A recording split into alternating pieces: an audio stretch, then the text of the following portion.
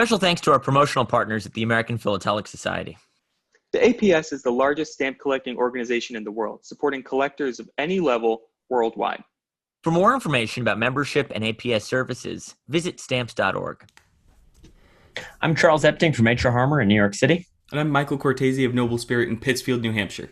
And this is Conversations with Philatelists. Now, Michael. Yes. I'm an avid reader of Richard Fergiola's message board. Yes, we've talked about it a number of times before. We have. And by avid, I mean I refresh it about a dozen times a day. Yeah. A dozen times an hour, you could say. And every Sunday. Yep. Why don't you take it from there? Yeah, so I didn't used to know about it. And then you told me about the Fergiola board, so I read it not just as much as you do, but avid reader. Every Sunday we see the same notification there. Rob Fox has a new Postal History Sunday.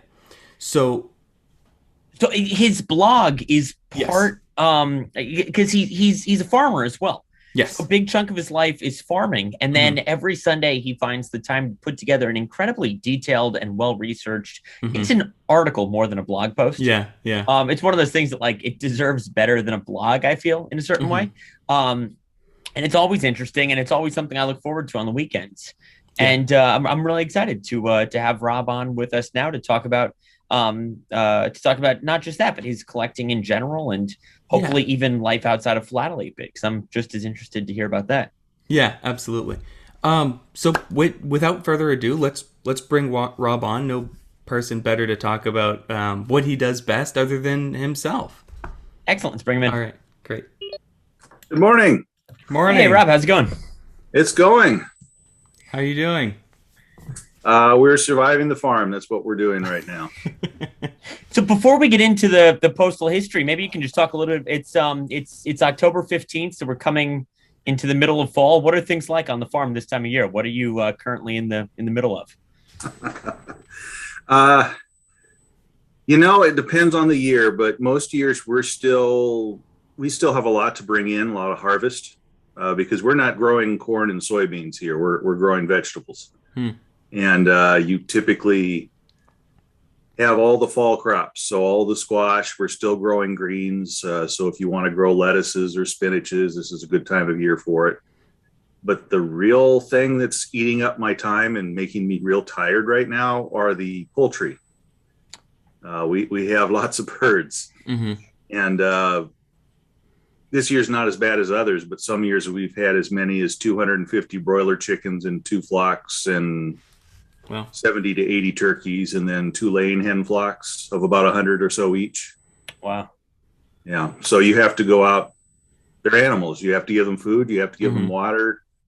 You've got to protect them. You got to clean eggs. You got to wash eggs. Yeah. So they kind of beat on us this time of year. What's the acreage? You're not going to believe this. This is a 15-acre farm. Wow, really? So it's not very big, especially according to Iowa standards. Typically, and so hence the name. You notice my last name's Fox, F-A-U-X, which would be faux in French, meaning fake. So of course our farm name is the Genuine Faux Farm, or the Genuine Fox Farm, whichever way you want to do it. Because everybody around us looks at us and says, well, that can't be a real farm. It's too small. But we've had years where we've produced as much as 12.5 tons of food in one season. So it just shows you don't have to have lots of acreage to get into a lot of trouble real fast. Right. So how did you get started in philately? What's your backstory? What course brought you to this great hobby? I bet you mine isn't terribly different than a lot of people's in my generation, in that we were still getting a lot of mail was the way you communicated with things. You didn't have email and whatever. Boy, I sound old all of a sudden. But the point is you got mail, and I recall being as young as 3 years old, and my mother would get mail and she'd look at it and say, "Oh, what a pretty stamp. Okay, that's nice." And then she would tear it off and hand it to me, and then I would walk right on over to my little pile of papers and things and glue, and I would immediately paste that chunk into my little notebook, with the regular white paste, and put it right there and say, hey, what a neat stamp. And then I would proceed to draw around them. And being 3, that didn't mean I was always successful in being around them. So that's my first memory of actually starting to collect, is that I was fed the pretty pieces off the corners of the envelopes that my mother received in the mail. And of course, there was no real direction. She wasn't a collector, and no one in my family was a collector.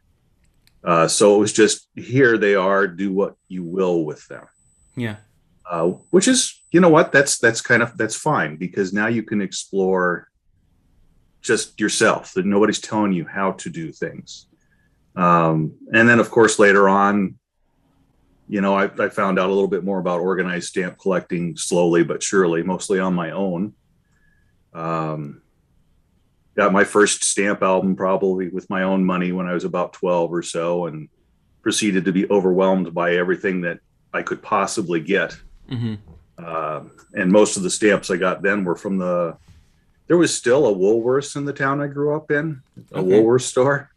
And they'd have those little packets of stamps, and you could go get them for $1 or something like that, and get one of those bags, and they'd have all the 3-cent Prexies in there. I mean, like hundreds of those, and a few others just to make somebody like me happy. Oh, look, something different, So that's kind of how I got started in the whole thing. Was kind of the typical, I was exposed to it by an adult who maybe didn't necessarily know anything about it, but still they were part of our culture. They're part of what we saw all the time. It really wasn't until I met my lovely bride, it turned out her grandfather was an accumulator. Okay. Part-time dealer, accumulator.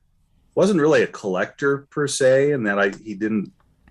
You've maybe met people like this. He enjoyed accumulating them and sorting them out and having the boxes and the binders. And in fact, you can still see some remnants of that behind me. But he didn't really do anything more beyond that, other than, look, I have 100 copies of this, and I've got this bag of Prexies sitting over here that aren't sorted. And but at least now I finally had a connection. And that was an eye opener to me, because, up to that point, I don't know how much either of you did when you were very young, but maybe you saw the catalog, or maybe you got an old album. And what were some of the things you noticed right up front for US, for example? You'd see this big picture of Andrew Jackson staring at you on the 2-cent stamp, or you'd see the 1847 issue, or if you were looking at Italian states, you'd see those Roman papal key stamps. You'd see the picture, but you never saw the stamp. Right. Yeah. So suddenly, here's this man who's got these boxes of things, and he knows I like to collect stamps. And at that point, it was a shoebox collection is probably a nice way to put it. Yeah. But I like them. So he shoved this shoebox at me and said, you can take anything you want out of here. And I opened up the box, and first of all, I was pretty impressed because they all looked real old to me. I'm like, wow, look how old these stamps are. And then I started looking, and there was like a Colombian sitting there staring me in the face. I mean, it was a 2-cent Colombian, but it was, heaven's sakes, a Colombian. I've never seen one of these. And then I found a blackjack. And I had to ask him 5 times, are you sure you're going to let me take anything I want out of here? Because I'll take the whole darn box, kind of a thing. But, that was my first exposure to the classics face to face. And I have to admit, now that I know more, they were mostly damaged.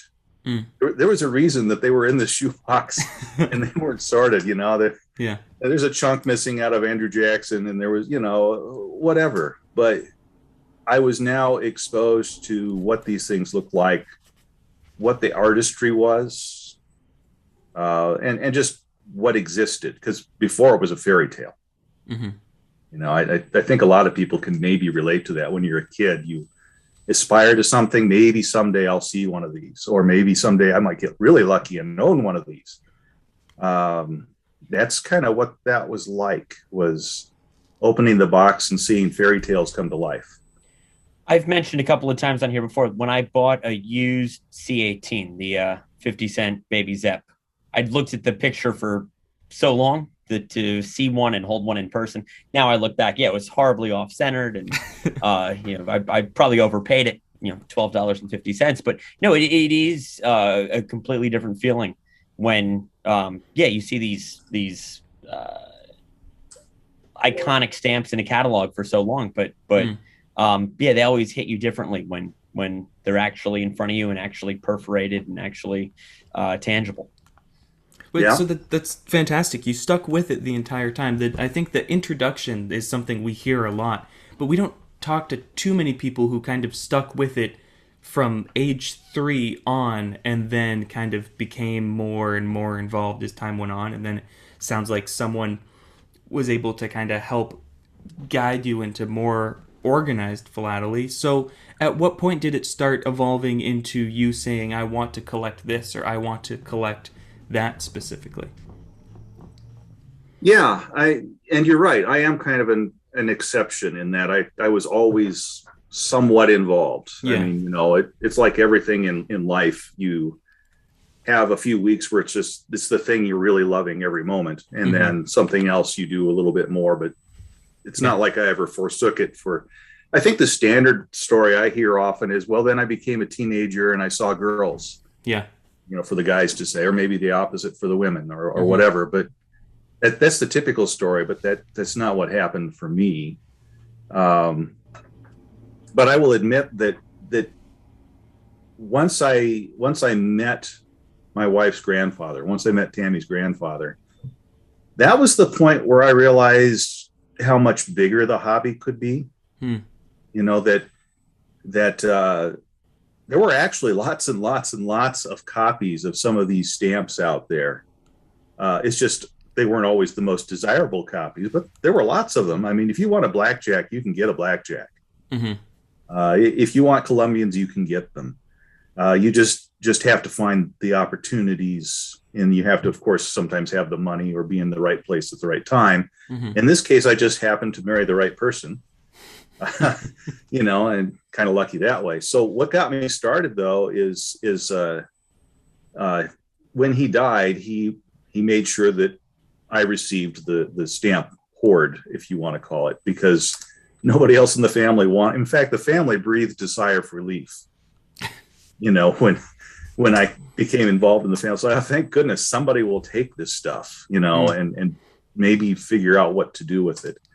And so when we did get the material, we were at a time in our life where we were moving a lot. So we got it all, but now we ended up moving all these boxes with us multiple times. And then as we moved, I would try to go through something once in a while. And that's when I found the 1861 series in particular. I was captivated by the designs and the colors. And there just happened to be a few covers in this whole mess. It was almost all stamps, but there's just this little box with a few covers. And there were a couple of 3-cent 1861 covers and a few other odd things. And they were interesting at that moment, but not, I didn't know anything. So it's like, well, neat. Set those aside. But I got captivated by the design about that point when we actually received his material. Before that, I was more of an explorer. What can I afford? What do I have time to do? Oh, that's interesting. Work with it for a while, learn something about it, and move on. But it wasn't until that point that I specialized or started to specialize. So what you collect now, is it mostly postal history? Or bringing us kind of to the topic of the blog that you've got. So is it entirely postal history? You collect stamps as well still, or? Yeah, I'm actually, the fun thing about a hobby is you can make it grow any way you want it to grow. Yeah. And sometimes that means you move from one thing to another. So at this point, I'm pretty much moving away from the stamps. And have been slowly but surely trying to move those out. I was just finding I wasn't looking at them anymore. Yeah. And if I'm not looking at them anymore, then they're just taking up space, and somebody else will probably appreciate them far more than I do right now. So I'm starting to move those, and I'm pretty much just postal history because that's caught my imagination, and I'm learning so much from them. And I think that's part of what I'm enjoying the most is learning. Mm-hmm. There's tons to learn. There's tons to see. And I'm only scratching the surface right now. When it comes time to write a blog post, how do you pick the subject? Is it is it difficult for you to figure out what cover or covers to write about, or is it does it come naturally? What's your sort of process for coming up with one of these each and every week? You know what? That's a question I ask myself. And you probably have appreciation for that with your conversations too, because it's like, okay, we've done this consistently now for so long. Now what are we going to do next? So I've been asking myself that question a little bit more frequently than I did early on, because early on it was, maybe I should give you the motivation for Postal History Sunday first. Sure. This is actually a pandemic baby, if you want to put it that way. As were Michael and I. Yes. Doing this. Yes. And it actually started with our farm blog. Our farm blog has been going since about 2009. The farm started in 2004. And as you can guess, it was largely initially just for promoting the farm and keeping people informed of what was going on. You know, our customers needed to know what was up. But over time, it started doing other things. It might get a little philosophical sometime. It might be a little teaching sometimes. And because I collected, I would occasionally write a short thing on postal history, you know. But once the pandemic came, I was being told by a lot of people I had some skill at writing, which was, it's always nice when somebody says you do okay at something. Mm-hmm. And here we are in the pandemic, and we're isolated from each other more than we have been. People are struggling, and it's like, well, what can I do to maybe help people? And maybe in turn, it'll help me, but what can I do to help people at this point in time? So I actually I challenged myself to write a blog on the farm blog every single day, starting in April of 2020. I just started writing a blog every single day. And in Facebook, there's a postal history group that I started posting a cover every single day. Just saying, hey, everybody, hope you're all doing well. Here's something interesting, a little bit about it. I'm done. And my goal was to do that for 60 days. And I got to August, and I had written a blog every single day, and I'd been posting postal history every single day on this thing as I got close to August. And somebody asked me, so why are you doing this? And I thought, well, okay, I'm going to write a blog about that. I'm doing this because I want to share something I enjoy with other people. And so the first Postal History Sunday came out. It was just going to be a one-timer. You know what I mean? It's just, I wrote a sharing what we enjoy kind of thing, and talking about, hey, maybe one of the things that will help us all get out of this is if we go ahead and talk in a way that we're not ashamed about something we like. You know, what's the standard, what's a standard philatelist look like to the world? It's the, you know, the recluse that's got this home full of boxes, you know, can't interact with other people, blah, blah, blah. You know, the laundry list of what a standard stamp nerd would be, right? And so people, when they do like things like philately or postal history, they tend to apologize about it. Why should we apologize? We enjoy it, right? So I just said, all right, here's something I enjoy. And an amazing thing happened. I got notes from a couple dozen people who are not postal historians, who said, that was cool. Can you do that again?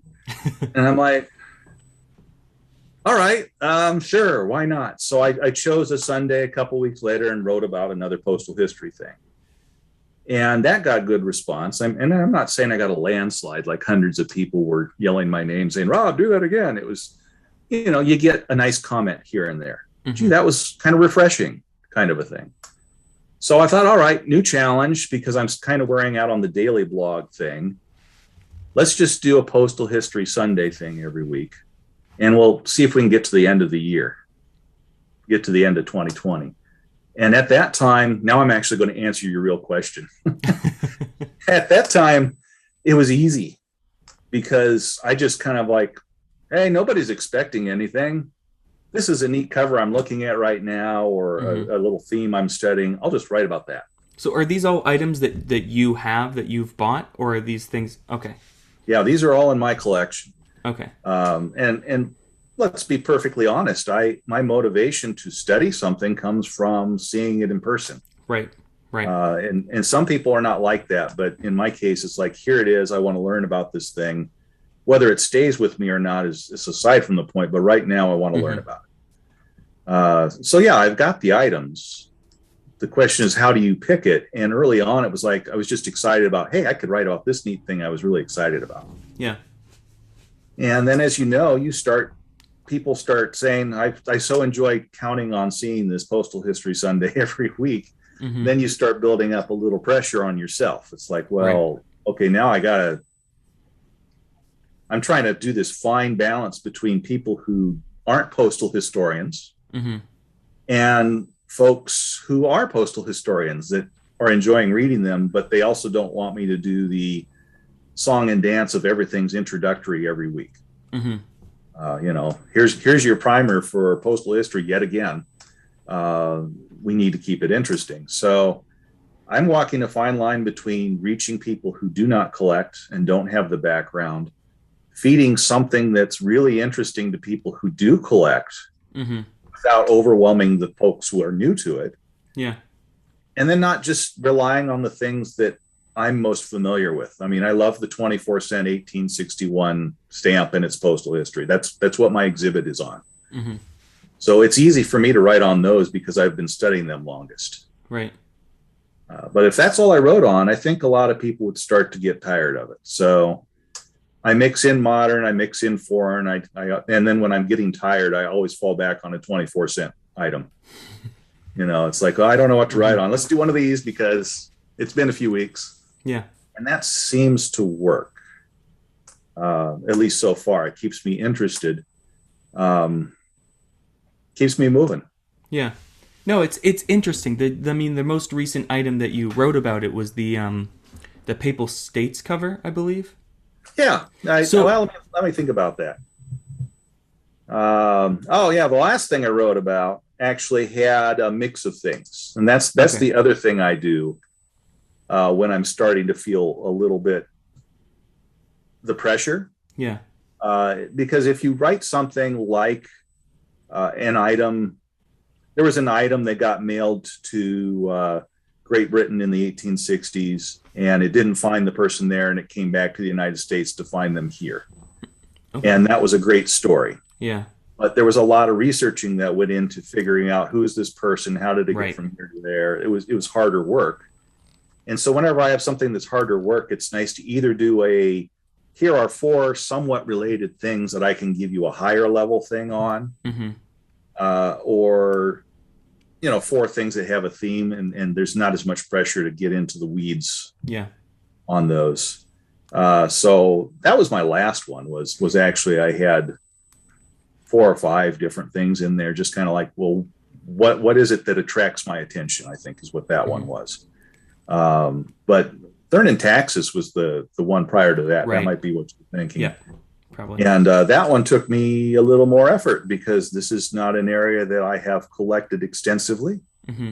I have maybe a dozen items total in my collection that have some connection to it. And I want to be accurate.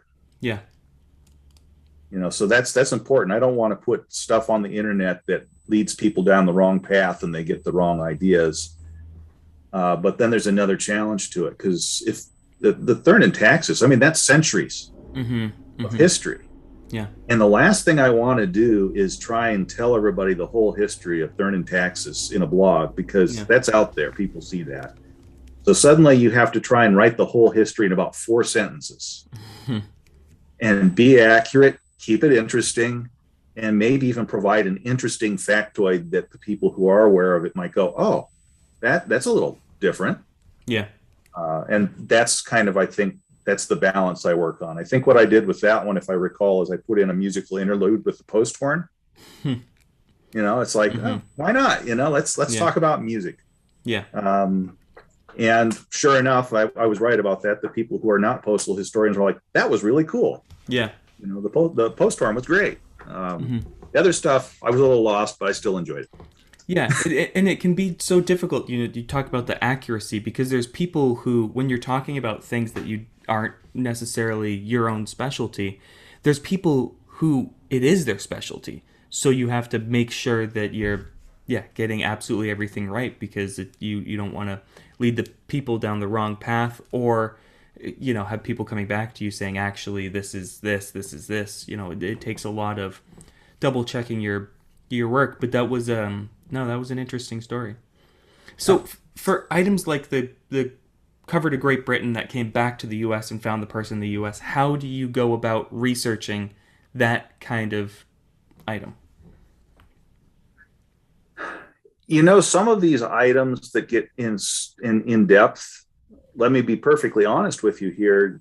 I don't start the research just for a Postal History Sunday sometimes. The ones that are in more depth, I've probably visited them more than once already. Right.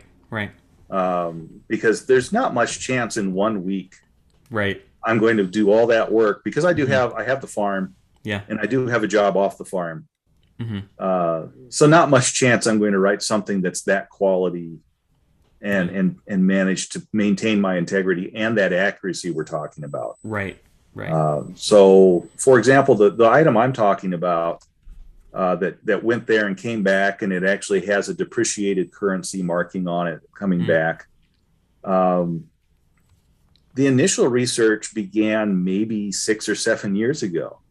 Wow. On that when I first got it, because I wanted it to go into the exhibit and accurately portray what that was. So I have the exhibit there for a basis, and then I can go from there. But, for a postal historian, a lot of the stuff starts with the work of a number of people who've gone before me.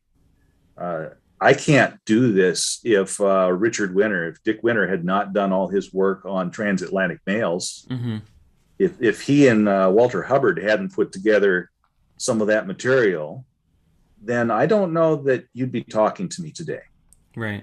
We've got Starnes's book on rates. We've got George Hargest and his transatlantic mail communications, and there's a number of books, and Richard Frajola's board, for example. All those things have played a huge role of getting me started.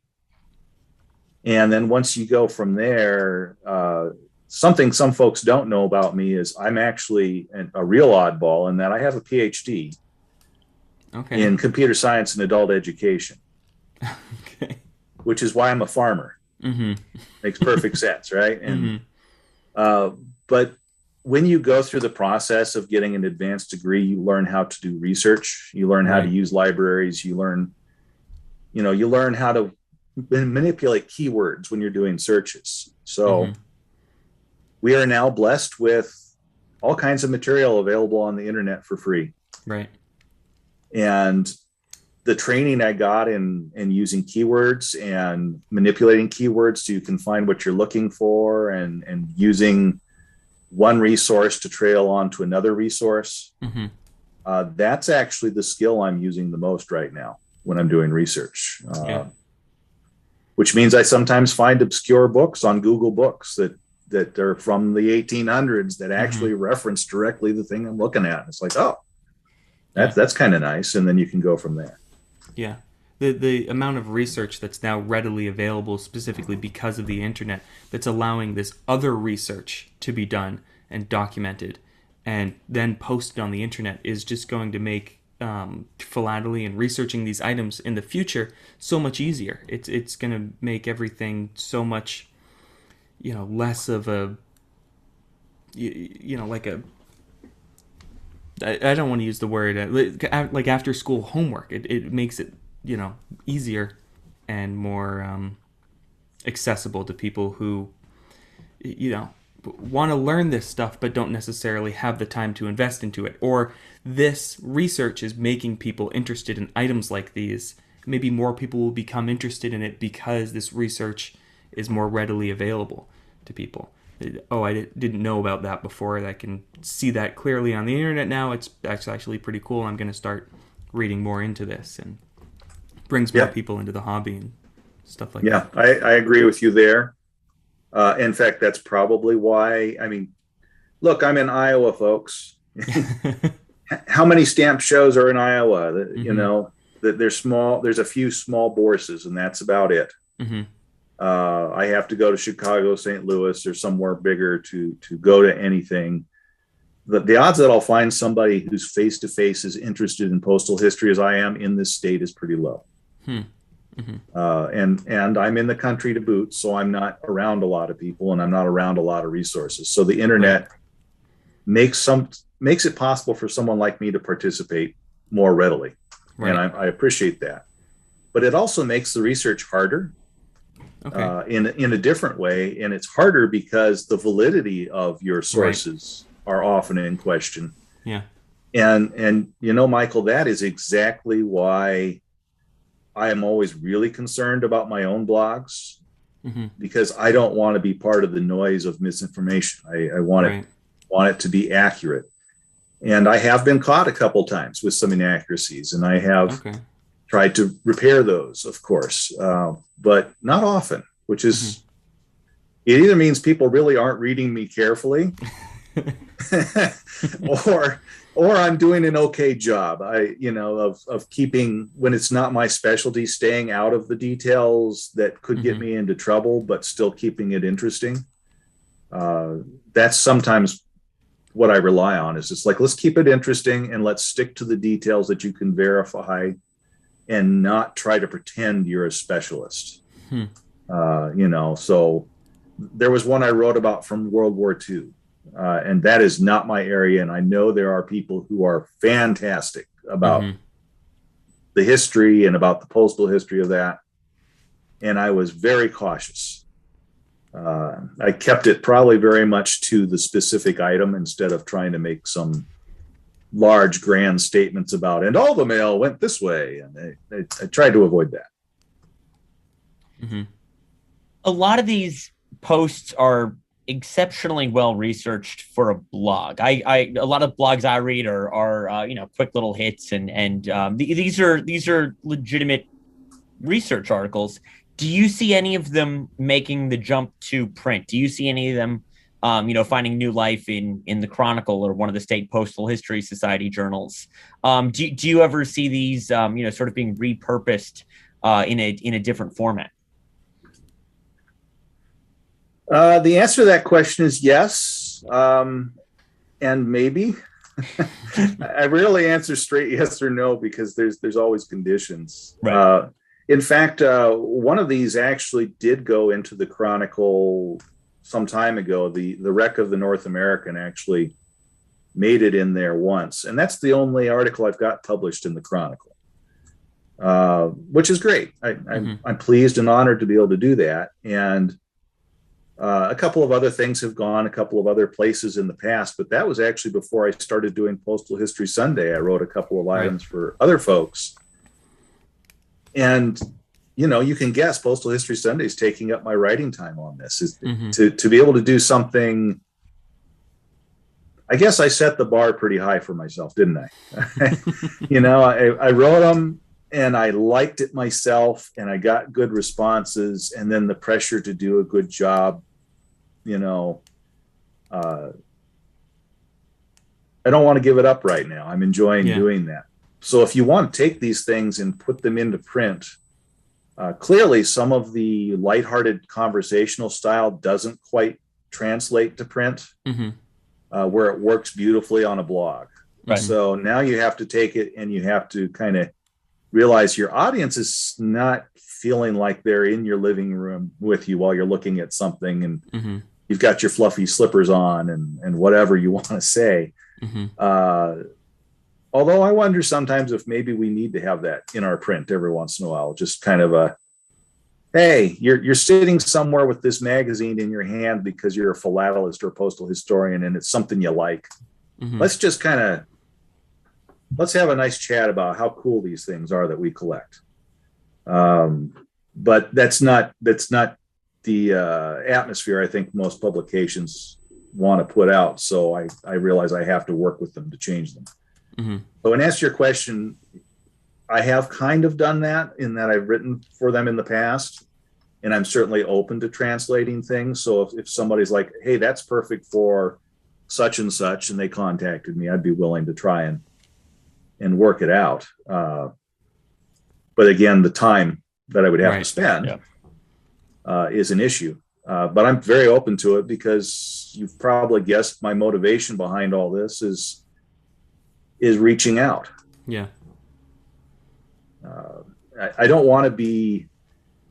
I'm the person in Iowa who wanted to do this stuff, but often felt isolated from it. Mm-hmm. I'm kind of odd in that I must be very stubborn. You know, once I've decided I like something, then I don't want to give it up. Mm-hmm. And so I find ways to work around challenges. And one of those challenges is the fact that I'm both an introvert, which isn't necessarily a good thing when you want to interact with people. Mm. And I'm mildly isolated from the rest of the hobby. So I realize there are other folks probably out there who feel like they don't necessarily have, they're on the outside looking in. Yeah. And so I'm the guy kind of standing there looking out at them saying, hey, you're welcome. Come on. Let's look at this stuff. It's cool. Mm-hmm. And then you can make fun of me later if you want to, but it's still cool. No, well, that bringing together of people and reaching out to others is something that I feel a lot more people are kind of trending towards, is just reaching out to those who were unable to connect with before because they were so isolated. In this pandemic has kind of brought more people together, created more online research, created more content for people to read and enjoy. And yeah, I feel like it's really helped, and this Postal History Sunday being one of the prime examples of that. I appreciate that. That makes me feel good to hear that, because I think we're all still looking at the pandemic and kind of thinking, well, I mean, I know we all would like it to end. Yeah. For all the reasons. But look at the good stuff that is coming out of it. Hmm. There's an awful lot of good stuff. Your conversations, I've enjoyed several of those. Let's be honest, would you be doing conversations if it weren't for the pandemic, or would it maybe have been quite as consistent? No, I don't. I don't think you ever would have reached out to me, Michael. No, I wouldn't have. I had too much on my plate at the time. I was traveling way too much.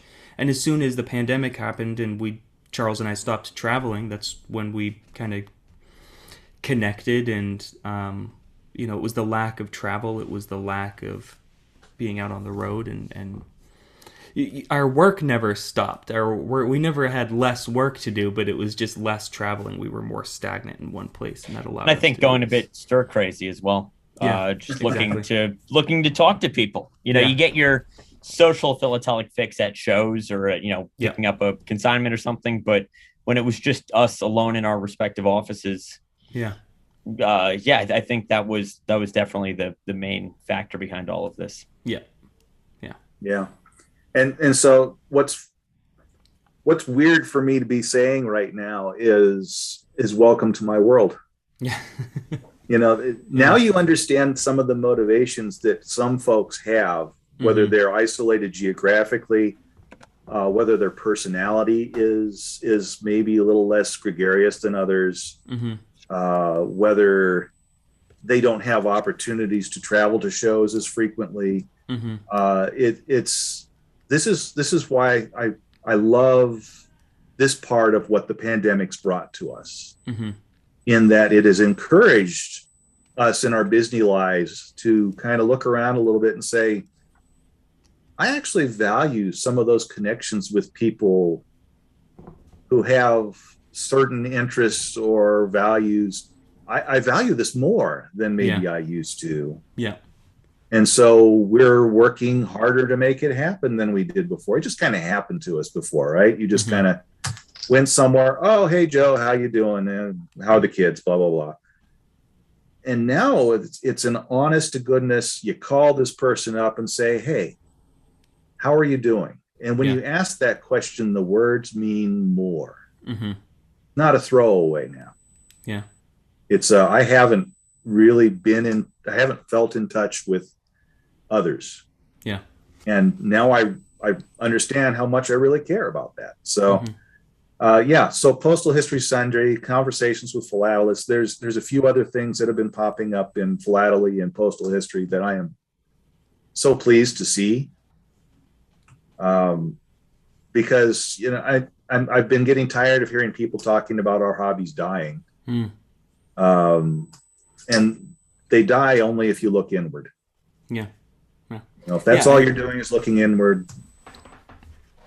I think that this kind of exploding of people online just really opened people's eyes up to how many people are participating in the hobby. I think it was long overdue, and I think it was the natural direction things were headed. But there had to be a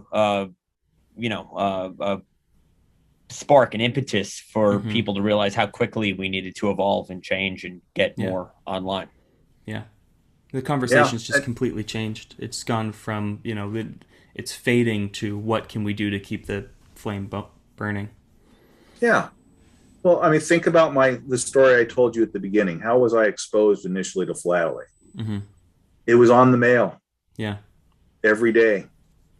And I'd get handed something maybe every other day. I don't know how often it was. I was 3. I just remembered the basic idea that I received these. That's not going to happen anymore. Right. So you want this hobby in particular to survive, then there has to be other ways to put yourself in front of people. Having open, honest conversations with 3 people interested in some of the same area, or where their occupations have something to do with that. That's one way to do it. It's like, look, we're real human beings. We have all kinds of things going on in our lives. And it just so happens that all 3 of us think there's some cool things out there having to do with stamps and postal history. Nothing wrong with that. It's just, it's the same as people who like collecting coins, or people who like to go hunting, or people who, just go down your list of, things that people like to occupy their time doing. There's no reason for us to act ashamed or act like it's a secret. It's like, hey, this is a neat piece of postal history right here. And it tells a story, and I like the story, and you can learn neat things, and nothing wrong with that. Yeah. No, completely agree.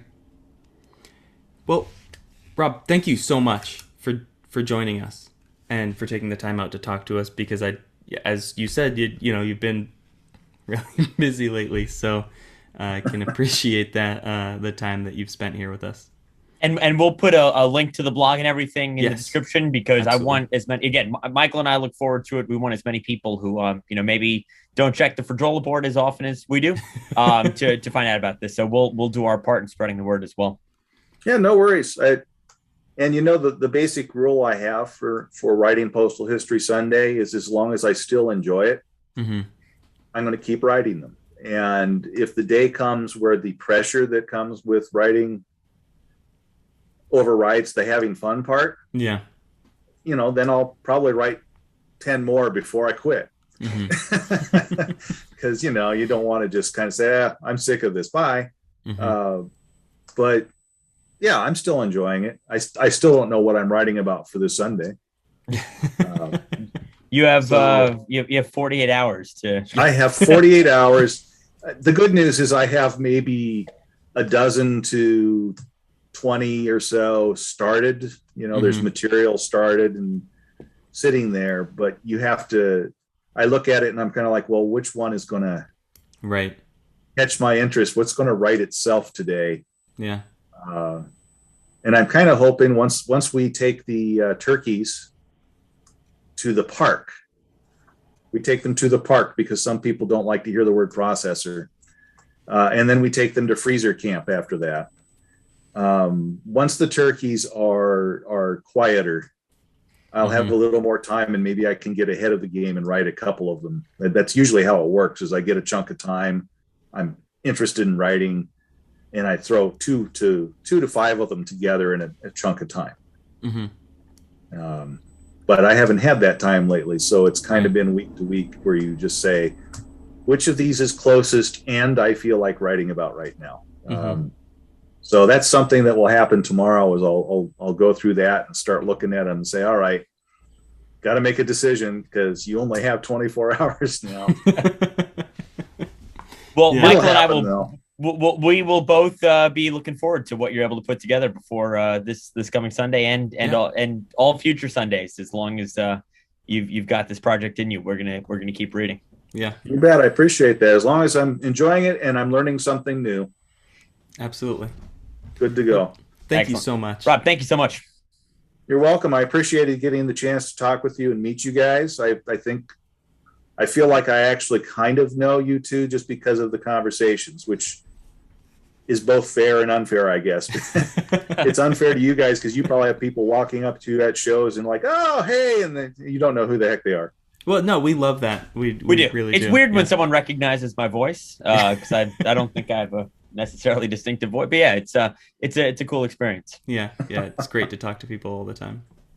Cool. Yeah. All right. Well, I look forward to your next conversations. I've enjoyed them. Please keep doing them as long as they also interest you. It goes both ways. Yeah. All right. Same to you. Have a good one. Thanks, Bye. Rob. Thank you. I can totally relate to having to come up with new content every week, and I didn't necessarily realize the parallels until he started talking about it. But Yeah. we, he's got a new blog post due day after tomorrow. We do that same scramble sometimes, trying to track people down to talk to. So on that level, I feel very sympathetic towards Rob. but I really enjoyed that conversation. I think this was again, we've read him for so long. We see the posts on the patrol board. We read the blog posts. That to see the other side of the curtain and what goes into each week's installment, I thought was really interesting, and I really appreciate Rob taking the time to talk to us. Yeah, absolutely. I think it's great that he dives into the items that he has, and it's not we see so many things online, people talking about items that are fantastic historical items, research about individual things that have some history to them, but it's not necessarily their own items. I think it's fantastic that he's diving into items that he owns and he researches because he genuinely loves the item. Right, and he's pushing the envelope. No pun intended. He's not. It's not just a 24-cent 1861 block. He's right. It's World War II. It's turning taxes. Yes, it's all different things, and I think that's really interesting. So, and the conversation about accuracy and how that matters on the internet when researching these items, specifically because people will be tuning into this stuff to learn things they didn't know about before. So remaining accurate and remaining true to the material is a really important point, because you can just read things on the internet. I guess that's true for philately as it is absolutely anything that might not be entirely accurate or lead you in the correct direction. So making sure that the research is done properly and everything is factual is just as important as getting the content out there, if not more important. Because if you have to wait a week just to make sure that what you're saying is actually accurate, it's worth it. Yep. Michael, as always, people can find us Google Podcasts, Spotify Podcasts, Apple Podcasts, YouTube. For those of us who don't know that this is primarily a YouTube-based show, as much as we love our podcast services. Philatelypodcast.com is our website. Philatelypodcast@gmail.com is our email, which I love getting notes. You forward them to me sometimes because you check it more than I do. But I got the nicest note from a gentleman in Australia that you forward, and he and I had been bouncing notes back and forth, and that sort of list. Oh yeah, that's one of the nicest people I've ever heard from. So that sort of listener mail is fantastic and really makes this all, not that it's not worthwhile just for us to get to talk to people, but it does make it more worthwhile, and I really appreciate it, and I really love that. So we're going to do it again real soon, I guess. Absolutely. See you then. Talk to you then, man.